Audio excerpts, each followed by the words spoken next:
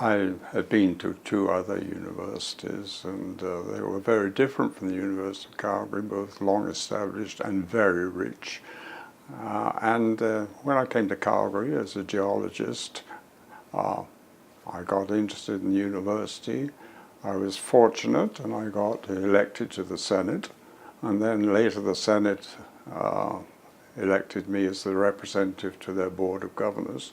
So I'd had quite a lot of experience, and then the opportunity to be nominated for Chancellor came up, and as usual there are a lot of nominations. It's a very special job being a Chancellor in Alberta.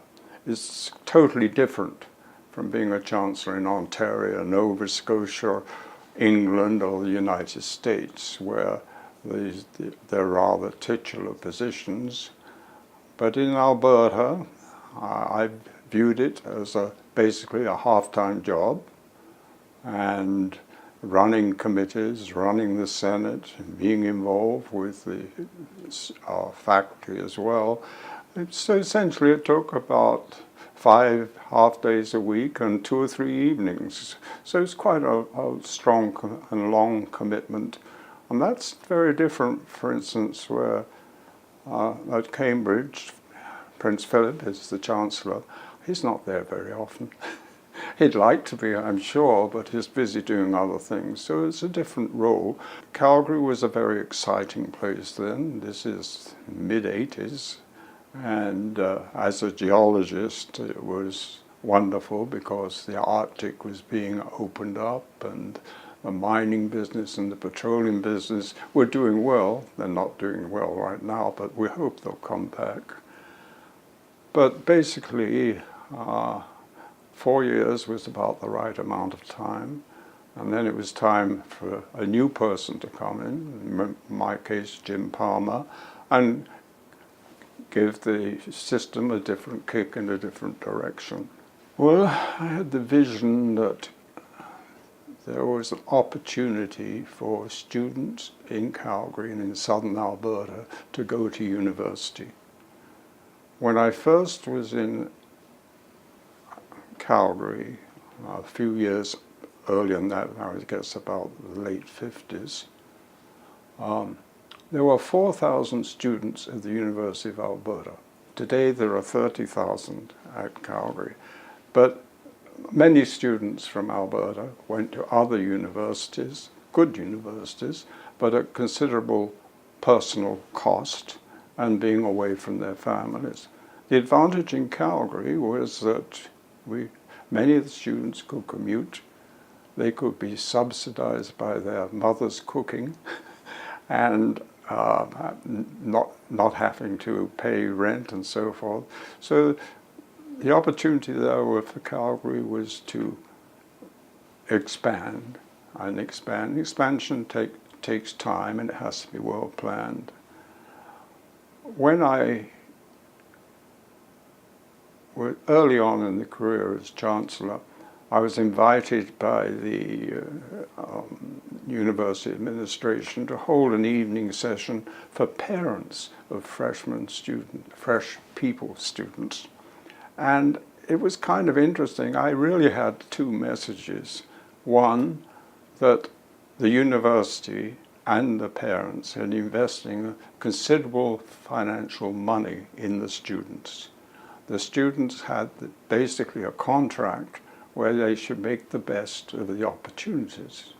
The opportunities were provided by the university, and students should use them and learn skills, not only academic skills on their particular field, but also the skills of working with other people, working with other students. And that's where student clubs come in and student teams. So there are all sorts of people skills that students could learn. Another message I had there was to the parents, because the parents were very proud of their students, and their students are going to be engineers or lawyers or medical men. And I warned them that it was quite likely that the students would come in September, and by January or February, many of them decided they wanted to do something differently. They wanted to change their field. And the parents were a little aghast because they planned what their children were going to do. But 2 or 3 of them later that year came back and saw me somewhere and said, "You were right." They don't want to be engineers anymore. So the other wonderful thing, of course, in my time at university, the Winter Olympics were coming up. And there was a tremendous amount of planning by the university and by the city and by the province. The legacies are still with us. We have the speed skating oval, which is used regularly and has very fast times. We also had buildings that came into being, were accelerated, which we needed, but because the Olympics were there, they were built earlier rather than later, so that the premises could be used for the Olympics. We even got a new set of residences. And in the case of the residences, all the residences were going to be used by athletes. So the university gave students a year's notice that they could enjoy residences, but come February 1988, they'd have to move out. They had 12 months to develop meaningful relationships or to go back to living with the parents. So the Olympics were a wonderful thing, there's no question, and the spirit of Calgary and the university was fantastic. The spirit of the city is entrepreneurial, and there's always been an entrepreneurial spirit in the university. I'll give you one example. Some time ago, the Crowchild Trail was congested. It still is now. But the city planned to put an extra lane on each side. So they had a very nice pedestrian bridge, which became redundant. It wasn't long enough. So people in the planning department at the university seized an opportunity. They said, "Oh, we'll turn that into an arch." So now we have this wonderful arch, on the entrance arch on the south side of the campus, where